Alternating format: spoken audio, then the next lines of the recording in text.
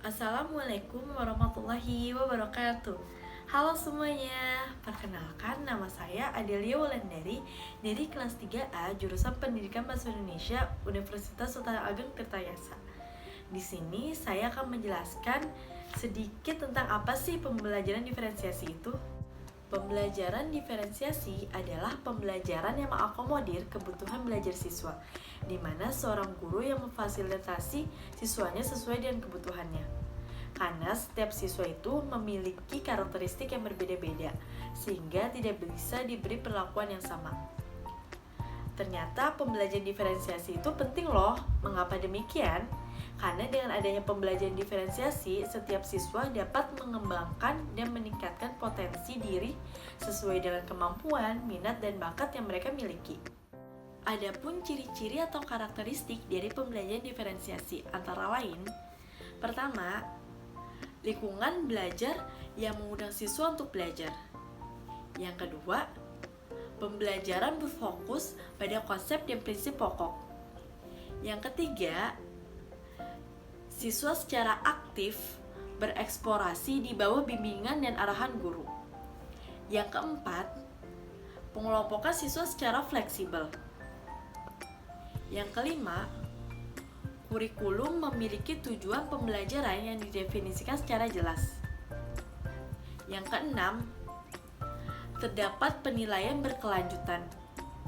Yang ketujuh,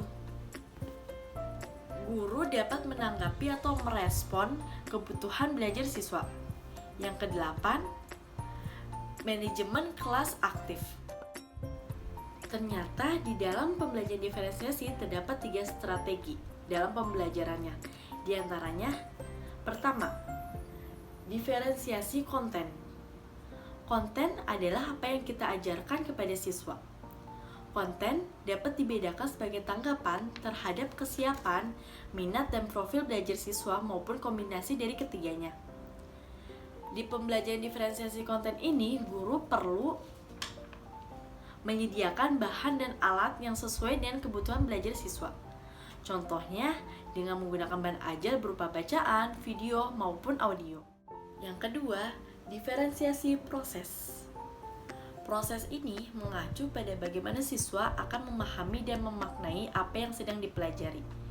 Di pembelajaran diferensiasi proses ini dapat dilakukan dengan cara yang pertama ada menggunakan kegiatan berjenjang. Yang kedua, menyediakan pertanyaan pemandu atau tantangan yang perlu diselesaikan di sudut-sudut minat. Yang ketiga, membuat agenda individual untuk siswa. Yang keempat, mengembangkan kegiatan bervariasi, praktek, dan demonstrasi. Yang ketiga, diferensiasi produk. Produk adalah hasil pekerjaan atau kerja siswa yang harus ditunjukkan siswa kepada guru, yang berupa karangan, pidato, rekaman, diagram, ataupun sesuatu yang ada wujudnya. Produk harus mencerminkan penguasaan siswa dan sesuai dengan tujuan pembelajaran. Adapun hal yang harus dilakukan oleh seorang guru untuk dapat menerapkan pembelajaran diferensiasi di kelas antara lain, pertama, melakukan pemetaan kebutuhan belajar berdasarkan 3 aspek, yaitu kesiapan belajar, minat belajar, dan profil belajar siswa. Yang kedua, merencanakan pembelajaran berdiferensiasi berdasarkan hasil pemetaan. Yang ketiga, mengevaluasi dan refleksi pembelajaran yang sudah berlangsung. Selanjutnya, di sini saya akan memberikan satu contoh penerapan pembelajaran diferensiasi di kelas dengan materi teks non-fiksi. Pertama, itu ada kegiatan pembuka, di mana guru menyapa siswa dan berdoa bersama.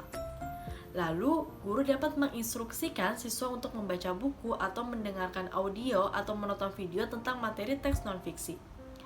Selanjutnya, guru dapat mengajak bertanya jawab mengenai materi teks non-fiksi yang baru saja mereka baca atau mereka tonton atau mereka dengar. Lalu, guru dapat menginformasikan kepada siswa tentang teks non-fiksi yang terdiri dari teks non-fiksi olahraga, seni, dan sains. Selanjutnya, siswa dapat memilih dari ketiga teks non-fiksi tersebut sesuai dengan kemampuan, minat, dan bakat yang mereka miliki. Lalu, siswa dapat membuat keputusan yang bertanggung jawab atau konsekuensi atas keputusan yang mereka ambil. Selanjutnya, siswa dapat mengerjakan LK. Saat siswa mengerjakan LK, guru dapat memantau siswa, lalu guru dapat memberikan bantuan ketika siswa membutuhkan bantuan, seperti bertanya mengenai materi yang mungkin mereka belum pahami. Lalu, siswa dapat mempresentasikan atau mengkomunikasikan karyanya berdasarkan hasil LK yang sudah mereka kerjakan. Selanjutnya, perwakilan siswa dapat mempresentasikan karyanya di depan kelas. Lalu, siswa dapat menanggapi hasil presentasi temannya. Selanjutnya, ada kegiatan penutup yaitu membaca doa bersama. Dari contoh penerapan pembelajaran diferensiasi yang sudah dijelaskan, dapat disimpulkan bahwa di mana contoh tersebut terdapat 3 strategi pembelajaran diferensiasi, yaitu pertama, diferensiasi konten, di mana ketika guru membagikan materi lembar kerja berdasarkan minat siswa yang sudah digolongkan menjadi 3, yaitu olahraga, seni, dan sains. Penggolongan minat siswa ini disimpulkan berdasarkan hobi dan cita-cita yang telah mereka tuliskan di awal perkenalan. Saat pembelajaran, guru memfasilitasi berbagai profil belajar siswa, ada yang menggunakan buku, audio, maupun video.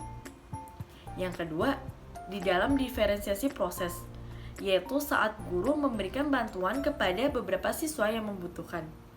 Yang ketiga, di dalam diferensiasi produk itu ada berupa karya yang dihasilkan oleh siswa. Sekian video yang dapat saya tampilkan, semoga video ini bermanfaat dan mudah untuk dipahami. Terima kasih. Wassalamualaikum warahmatullahi wabarakatuh.